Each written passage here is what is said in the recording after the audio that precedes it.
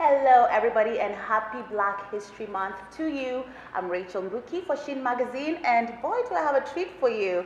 I am sitting here with this humble legend, because I was just calling her a legend before she said she doesn't think she's one yet, but you'll agree with me in just a moment. I mean, I am sitting right next to Gina BELAFONTE. Yes, you heard me right. BELAFONTE, we all know what that name means to us. How are you? I'm great, thank you. Thank you so much for having me. I'm excited to have this conversation with you. I'm so excited to be here. And I know before we started filming, I had called you a legend, and you literally said, "Oh, I think my dad's a legend, but not me, not yet." And I was like, "What? Yes, you are. Aww. You absolutely are. You are an actor, you're a director, a producer, but you're also an activist, just like your father." So I can see why you might think you're not a legend, I mean, compared to him, but I've looked at the things that you've done, and you've also done some amazing, amazing things that I want us to get into. But you come from an incredible family. You mean a lot to this nation and to the world and to Africa. I'm from Africa, I know. So to start off, what's it like growing up as the daughter of Harry Belafonte? Well, you're not the first person who's asked me that. Yeah, we all want to know. I don't, obviously I can't compare my life to anyone else's. Mm-hmm. It's quite unique. There are really amazing, wonderful perks and pluses to being a child of someone so notable and revered, but he's also human. Yes. He's human, and so there's also those moments that are a little like, it's dad, and oh my gosh. But my father afforded us, the four of the children, that we were able to travel with him, and we were able to see different countries and meet different people, mm-hmm. and have an opportunity to have a very worldly upbringing, shall we say. Right. It was imperative to both my parents that wherever we went to visit, that we had an opportunity to be with the people in the community. It mm-hmm. wasn't just the artists or the elected officials, but to really go in, to really soak in the culture of the real people. Right. And so we've been all over the world. And my father also brought me to many of the demonstrations and many of the different marches and events that were going on during the civil rights movement. My mother was known for her activism alongside my father, right. doing fundraisers in our home. So our home was always filled with people from the movement, whether they were organizers or in the leadership roles. And so I was always ingrained in civil justice activism and the arts, and so here I am today. Amazing. And even as I was looking into your father, that always amazed me, how he was able to still be this amazing artist and then also be so politically conscious. And I was watching the documentary that came out in 2012, and I saw you and your siblings. There's, let's see, Adrian, Shari, and David, and then you're the baby. Yes. But I did see you guys talking about how he kind of struggled with being dad to you, but also in a way being dad to the rest of us, right? And yeah. I think your brother put it best. It was like he was our father, but he's also the father of this movement and helping with civil rights and all these things. So I can see where, it's not perfect, but at the same time, that's your dad. You needed him, but we needed him too. Yeah, and I think as I got older in life, I realized that the sacrifices that were made were well worth it. Absolutely. I think, everybody's life is different. Everybody's process is different. Mm-hmm. I was talking earlier today with a group of women that we have formed a group called the Daughters of the Movement, and we were having a conversation, and it came up around how we, as the next generation of activists and artivists and leaders, how we're doing it differently, a little differently. Right.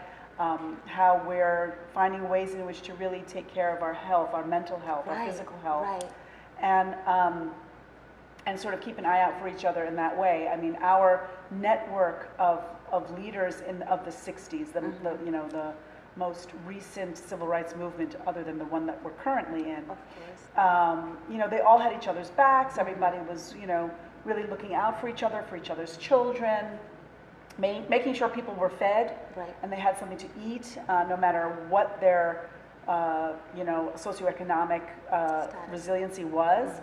But now we're even taking it beyond that to make sure not only that there's a meal, but what is that meal? Exactly. You know, Exactly. are we eating the right things to keep ourselves healthy, and really trying to model to the outer world our leadership, because this modern movement is more decentralized. There is no one leader. So we're really leading by example in ways that are very different, I think, from the civil rights movement of the 60s. Right. And I love that you juxtapose the current movement with the previous one, because you would have thought the work that your father and his peers did would have been enough.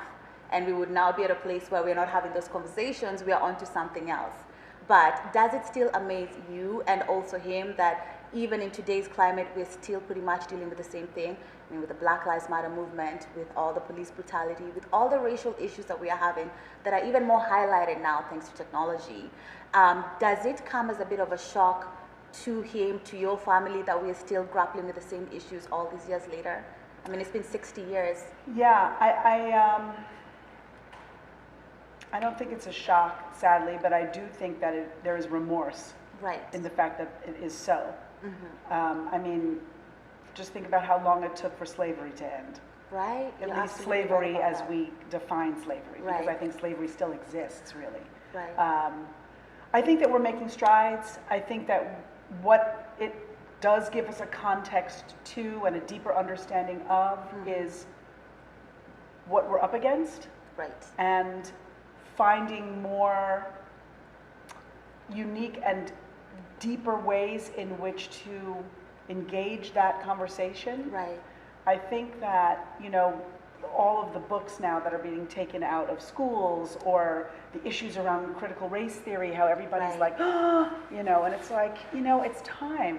And there isn't anyone, I think, in the Black community or in communities of color that is looking to point the finger at anyone, but we just want an accuracy.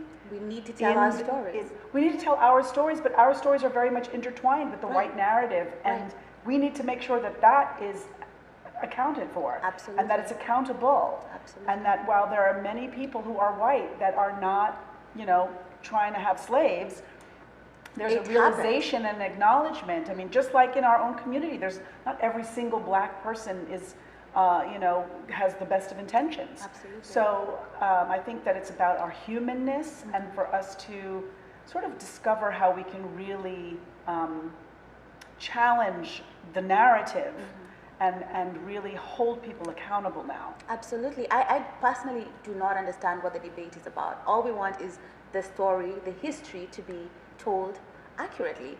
Why would they want to hide that? Because like we said, if we don't tell the stories, then history might repeat itself. And one thing that always makes me wonder is, so if you look at the Jewish community, for example, nobody has a problem with the story of the Holocaust being told over and over and over again. Nobody says... A few people do. I mean, a few people don't even think it ever really happened. Right. But to your point, Like, but that information is readily available, and I think that the Jewish community does a really good job of making sure that the world never forgets. So why is it when it comes to Black history, it wants to be erased? It wants just to spare people's feelings, you know what I mean? Yes, I think, well, a couple of things. One is the Holocaust didn't happen on American soil. Right. So I think that there is this disconnect. And to that point, our Black and brown brothers and sisters went and fought in that Second World War against fascism. Right. But they came home to America, to an America where they still couldn't vote, and there was racism. And your father fought in the Second World War as well. Yes, he did. Yes, he did. And that was one of the things that he's spoken about. Yeah. But I think that, you know, it dates back to slavery, and it dates back to, you know, not really holding people accountable for the ills that they've done, but also the amazing contributions that we have made to the whole entire building and planning and infrastructure of the United States. Absolutely. Capitalism is surviving because of slavery and Black bodies. It's an experiment, and it's the American experiment. And I think it's time for us to take a new look at our Constitution. And when you think about, when you said, you know, like, why is it? I don't really know, because all we've ever done, really, is try to hold everyone accountable to the Constitution. and to the Bill of Rights, because they couldn't even grapple with themselves giving us what is due us when they call a human being a man. Absolutely. So there's a lot of history that we need to unpack the truth of. And I'm actually going to plug this because I just am so taken with it. But there is an incredible master class that is predominantly led by Cornel West. Right. But he has a group of guests that are really, really amazing. Among them are Angela Davis and Sherilyn Ifill and Kimberly Crenshaw and others. And it's a really amazing opportunity to learn from scholars, Black scholars, their take that is honest, truth, factual of our history. It's not just like, a perspective or a point of view. It's the facts. That sounds good. And where can we find it again? Where can people... Right now for Black History Month, it's for free. It's called Masterclass. Look for Cornel West or Angela Davis in Masterclass. I think it's on Amazon Prime, and you can find it. But for Black History Month, it's free. Masterclass is usually a membership that you have to sign up for, but this one is for free for Black History Month. So please make sure you take advantage of that, everybody. It's free for Black History Month, and we do need to be in touch with our history.